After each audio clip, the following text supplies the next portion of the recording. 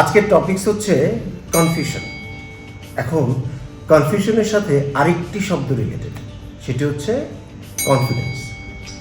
এখন কনফিডেন্সের সাথে আরও কিছু বিষয় রিলেটেড, যেমন ধরেন ওভার কনফিডেন্স বা লেস কনফিডেন্স, কিংবা এই দুয়ের মাঝামাঝি। কোনো কোনো কাজের ক্ষেত্রে বা যে কোনো বিষয়ে আমাদের যেটা হয় যে আমরা খুব ওভার কনফিডেন্ট হয়ে যাই, আবার কোনো কোনো ক্ষেত্রে হয়ে যাচ্ছে আমাদের মধ্যে একেবারেই কনফিডেন্স কাজ করে না। আবার অনেক ক্ষেত্রে হয় যে কোথাও একটু কনফিডেন্স কাজ করে, আবার কোথাও কনফিডেন্স কাজ করে না। দ্যাট মিনস এখানে কনফিউশন আছে।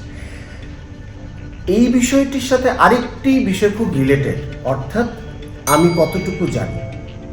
অর্থাৎ যেই বিষয়টা আমি কাজ করছি বা বলছি, সেক্ষেত্রে আমি জেনে বলছি, তাহলে আমি ওভার কনফিডেন্ট কিংবা কনফিডেন্ট। আবার এমনও হয় যে আমি না জেনে বলছি, তাহলে আমার মধ্যে লেস কনফিডেন্স কাজ করে। কিংবা আরেকটি বিষয় এখানে খুব গুরুত্বপূর্ণ, আমি ভুল জেনে বলছি বা ভুল জেনে করছি, সেটার ক্ষেত্রে কিন্তু আরও বড় ধরনের বিপদ ঘটতে পারে। অর্থাৎ আপনি জানেনই না যে আপনি ভুল জানেন। তার মানে হচ্ছে কনফিউশন, কনফিডেন্স এবং সঠিক জানা। তাহলে সমাধানটা কোথায় পাবেন? সেখানেও কিন্তু অনেক ধরনের অপশনস আছে। আপনি বই পড়ে জানতে পারেন, আপনি যে বই পড়বেন কোন বইটা সঠিক, কিংবা আপনি অনেকের সাথে কথা বলে জানতে পারেন। তাহলে যে আপনাকে বলছে বা যার সাথে আপনি কথা বলছেন, তিনি কি সঠিকটা জানেন, সেই ব্যাপারে কি আপনি কনফিডেন্ট? তাহলে কনফিউশন সকল ক্ষেত্রেই থাকে।